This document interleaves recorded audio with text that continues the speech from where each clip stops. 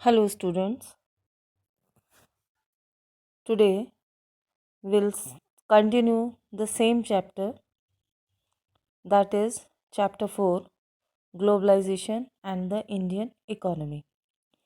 In a previous video of class 10th, yesterday also, we have discussed the same chapter and we have discussed some important topics about globalization and Indian economy. What is the impact of globalization in Indian economy? We have discussed in our previous video about what are MNCs, what are the role of MNC in other countries, what are the advantages of spreading out, interlinking production across countries, foreign trade and integration of markets. So, we have discussed so many important topic. We continue with the same topic with some new points, that what is the importance of globalization for Indian economy. So, globalization, it is the process of rapid integration or interconnection between countries by greater foreign investment and great foreign trade. Globalization causes integration of markets as well as production centers. Besides the movement of goods, services, investment, and technologies, countries are connected through the movement of people between them. This is because people usually move from one country to another. In other words, we can say that people migrate. People migrate from one country to another in search of better life, higher income, better jobs और better education. जो सामान्य लोग हैं वो globalisation की वजह से जो प्रोग्रेस होती है उस प्रोग्रेस में हमारे जो नए नए सर्विस सेक्टर खुलते हैं, नई नई इन्वेस्टमेंट अपॉर्चुनिटीज़ आती हैं देश में, टेक्नोलॉजी आती है, तो उसमें क्या होता है कि माइग्रेशन बढ़ता है. Migration is moving from one place to another. This migration can be national और international. So for the opportunities for better life, higher income, better jobs and better education. हर एक व्यक्ति जो एक अच्छा पढ़ा लिखा व्यक्ति है वो यही सोचता है कि अगर मुझे बेटर इनकम मिल रही है, बेटर जॉब अपॉर्चुनिटी मिल रही है, एजुकेशन के लिए अच्छे ऑफर्स मिल रहे हैं, तो वो ग्लोबलाइजेशन का पूरा फ़ायदा उठाता है और एक जगह से दूसरी जगह पे माइग्रेट कर जाता है. अब नेक्स्ट हमारा जो ग्लोबलाइजेशन के थ्रू एक सेक्टर बहुत ही तेज़ी से बढ़ रहा है वो सेक्टर है हमारा IT sector. So our next topic for discussion is role of IT in globalisation. First, improvement in technology during the last 50 years, such as improvement in transportation technology, have resulted in much faster delivery of goods across long distance at lower cost. तो पहला तो हमारा transportation technology, IT sector के आने से जो हमारे 50 साल में सबसे बड़ा बदलाव आया है वो बदलाव है हमारा इम्प्रूवमेंट इन ट्रांसपोर्टेशन टेक्नोलॉजी. जिसका क्या रिज़ल्ट है? जिसका रिज़ल्ट ये है कि we get much fast delivery of goods across long distance at lower cost. Information and Communication Technology, that is ICT or IT, has spread up the communication services across the globe. Telecommunication facilities. Telecommunication facilities में कौन कौन सी facilities आती हैं basically? Telegraph, telephone, mobile phone, fax and internet through satellite communication is used to contact one another around the world, to access information instantly and to communicate from remote areas.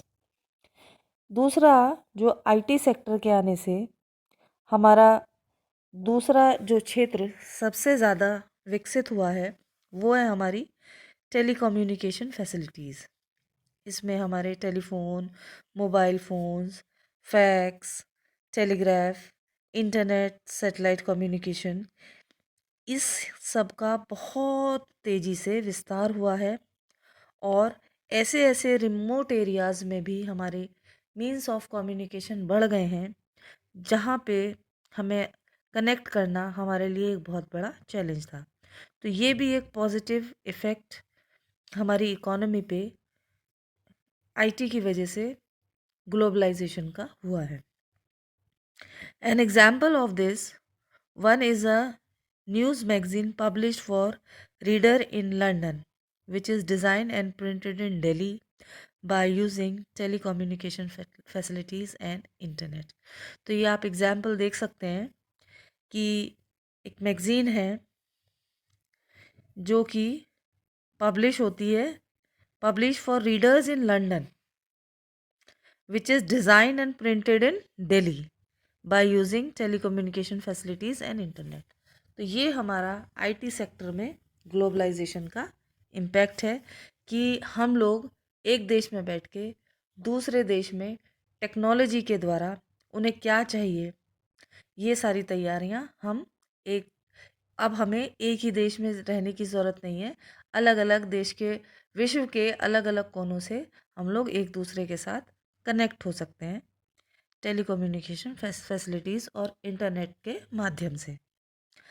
Now जब किसी भी देश में globalisation बढ़ता है, globalisation का मतलब है एमएनसीज़ का आईटी सेक्टर, तो हमारा जो फॉरेन इन्वेस्टमेंट है वो देश में आता है, विदेशी पैसा आता है हमारे देश में.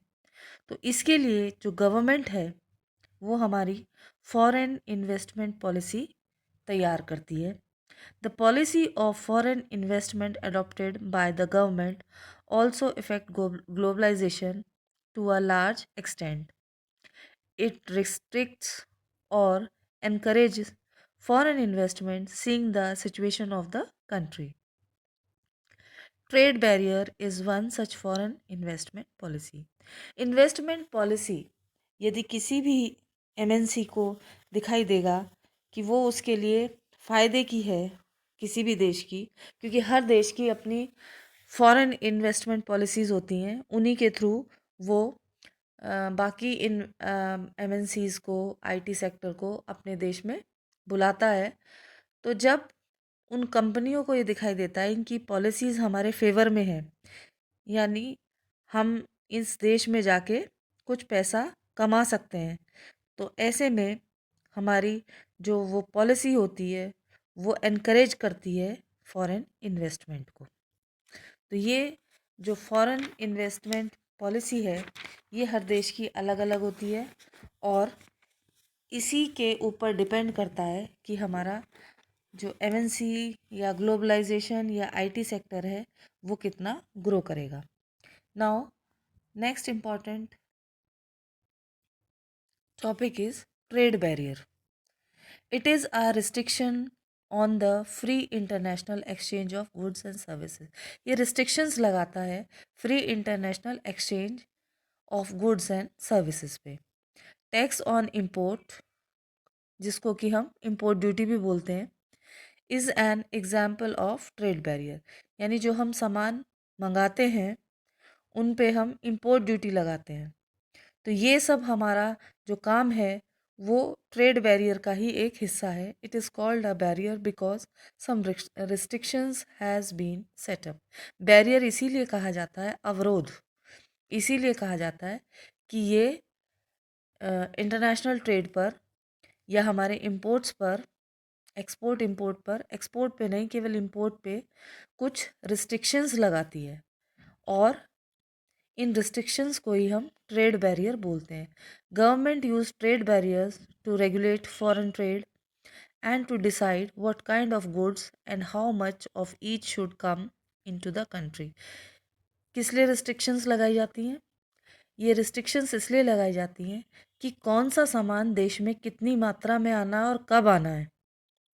इस सब पे नज़र गवर्नमेंट की होती है और उसकी एक सीमा निर्धारित की जाती है।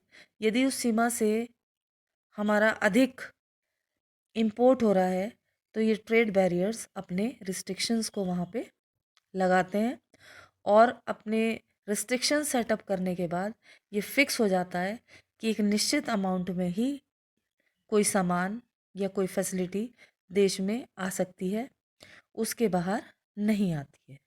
तो ये हमारे ट्रेड बैरियर्स होते हैं।